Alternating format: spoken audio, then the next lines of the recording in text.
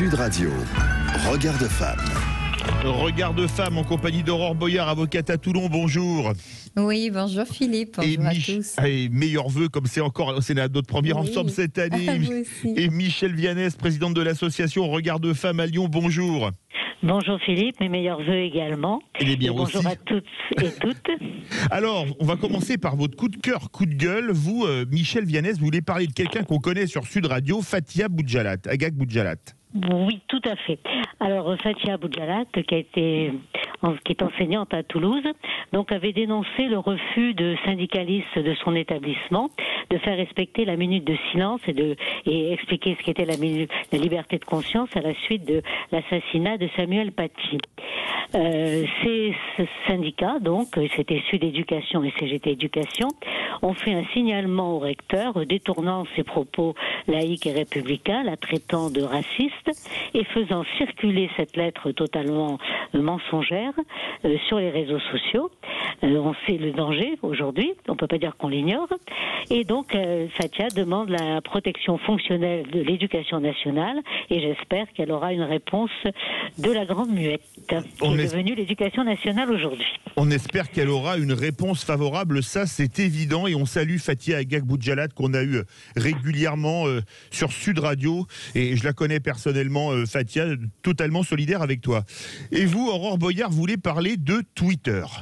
Et oui. C'est l'info de la nuit d'ailleurs. Hein. C'est l'info de la nuit, oui, tout à fait. Alors moi, je voudrais rappeler que Twitter n'est pas une juridiction. Donc ils ont décidé heureusement d'ailleurs. Oui, mais ils ont quand même décidé, ils se prennent pour une juridiction puisqu'ils ont décidé arbitrairement de suspendre définitivement le compte de Donald Trump. Alors je ne parle pas du fond là, je parle de la forme. Pourtant, il leur suffisait de saisir. C'est quand même une entreprise privée, hein, donc là on est sur une atteinte quand même à la liberté de parole. Moi, ce qui m'inquiète, bon, Donald Trump, on sait qu'il est complètement hors de propos. Ok, il a fait des choses qui sont absolument pas bien. Ça fait des années que ça dure. Il y avait des moyens de le bloquer. Il y avait des moyens de faire quelque chose, notamment de saisir la justice américaine. Je rappelle que le pouvoir régalien appartient à l'État. Il y a des procédures d'urgence qui permettent dans ce genre de cas de saisir la justice qui va trancher extrêmement rapidement. En France, il existe aussi des possibilités comme ça, mais qu'une entreprise privée se permette de le faire comme ça veut dire, elle le fait d'ailleurs régulièrement hein, sur plein de monde. Ah oui. Et il y a d'autres contenus, il y a des contenus en plus qui passent complètement à l'as, c'est-à-dire qu'on est dans l'arbitraire. Ils vont suspendre certains comptes, mais pas d'autres, hein, alors que d'autres comptes sont aussi très virulents et appellent aussi parfois à des exactions. Donc c'est assez incroyable quand même. Donc moi, c'est à la juridiction, c'est à la justice de prendre cette décision. Ce n'est pas une entreprise privée. On est là aussi sur des dérives. Et je tenais à le rappeler. Je ferai juste une remarque avant de vous laisser attaquer le débat, mesdames. Donald Trump est suspendu de Twitter, mais Ali Khamenei, le guide suprême de la révolution italienne, un pays qui persécute les femmes, persécute les femmes, les homosexuels et qui veut rayer un pays de la carte, je parle d'Israël, lui a toujours son compte. Il faudra m'expliquer pourquoi ce deux poids, deux mesures, soit dit en passant. Alors, on va rester aux États-Unis. Michel Viannès voulait parler des événements de Washington de ce milieu de semaine et en débattre avec Aurore. Oui, tout à fait. Donc, le président Trump a harangué des foules d'illuminés, violents et haineux, qu'il a invités à Washington devant la Maison-Blanche pour refuser le vote démocratique. Il leur a demandé de marcher vers le Capitole, donc de descendre l'avenue. Et que croyez-vous qu'il arriva? Eh bien, ses partisans, dont il connaît très bien les idéologies complotistes, racistes, fascistes, eh bien, ils ont marché vers le Capitole, ils l'ont écouté, et ils l'ont investi, et ils ont pillé, saccagé tout sur leur passage, bilan, 5 morts.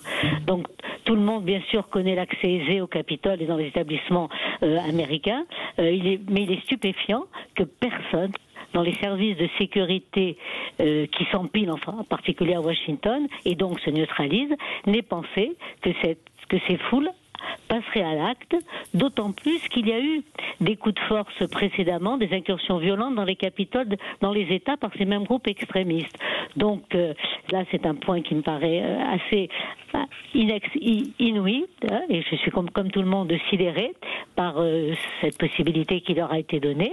Et aujourd'hui, alors justement, bien sûr, je partage tout à fait ce que vient de dire Aurore sur le fait que Facebook et Twitter se permettent de juger. Alors pour le moment, il a été viré que de Twitter. Hein, oui, que de Twitter. Mais enfin, il est possible que... Et puis, tout ce que vous avez dit là-dessus, je partage à 100%. Et donc, aujourd'hui, ce qui se passe, en particulier cette nuit, donc les derniers messages que j'ai reçus des groupes de femmes, dont la Women's March, Donc ce qu'elles font, elles demandent à leurs membres d'appeler leurs propres représentants au progrès pour voter la destitution de Trump parce qu'elles pensent et elles savent qu'il risque encore de faire des dégâts d'ici le 20 janvier. Et pour moi, je pense en particulier, on en a déjà parlé dans l'émission, à cette femme condamnée à mort par la justice fédérale qui attend que le président sursoit son exécution.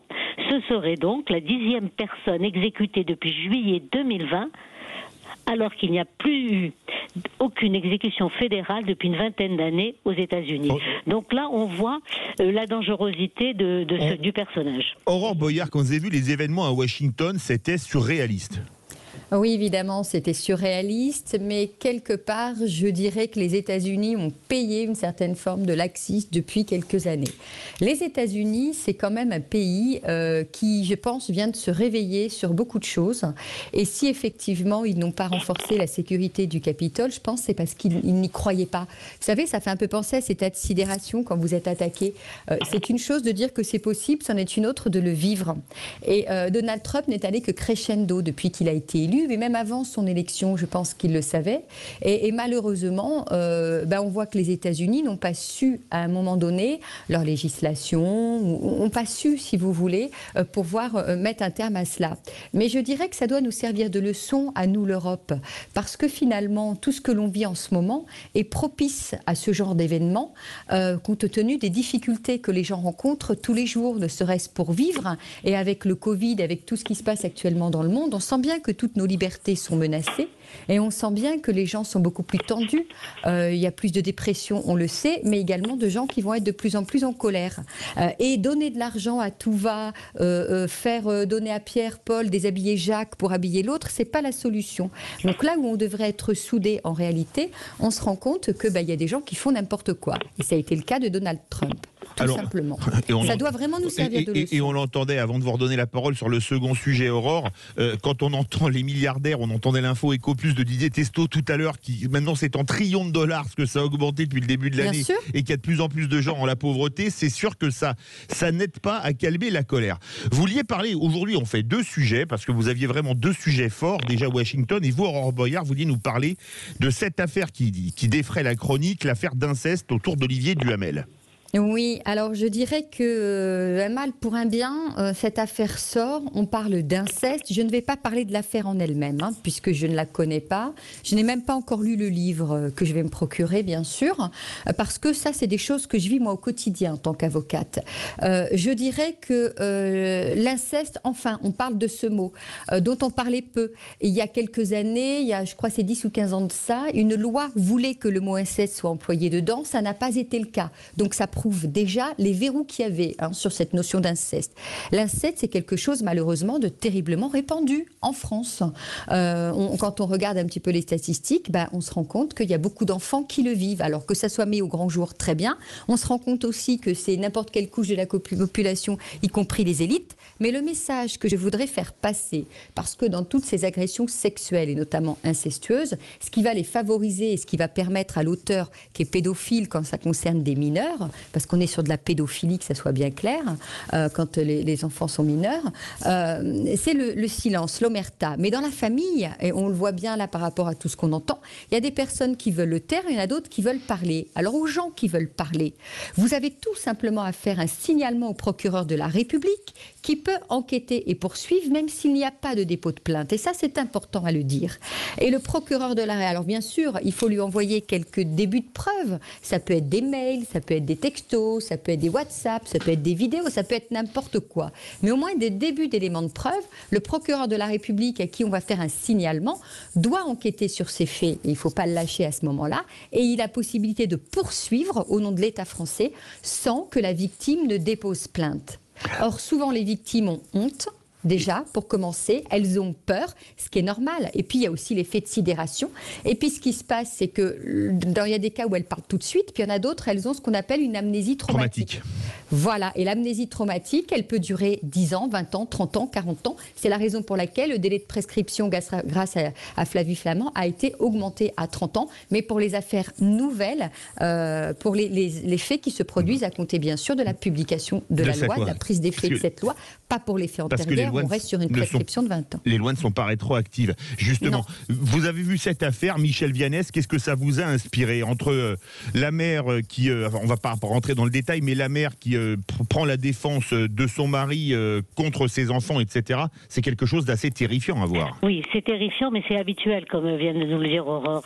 Je voudrais quand même préciser que dans le cas dont on parle, c'est de la pédophilie, c'est pas de l'inceste, hein, c'est pas le père naturel. Mais bien sûr, moi je pense en particulier à Isabelle Aubry, donc qui depuis au moins une vingtaine d'années, enfin moi je la connais depuis une vingtaine d'années, avec son association Face à l'inceste, qui dénonce l'injonction au silence, la famille donc qui privilégie une pseudo-cohésion aux dépens toujours de la victime. Il faut pas jeter l'eau pauvre, il faut pas jeter l'eau pauvre sur la famille, c'est l'honneur de la famille face aux attaques sexuelles, etc.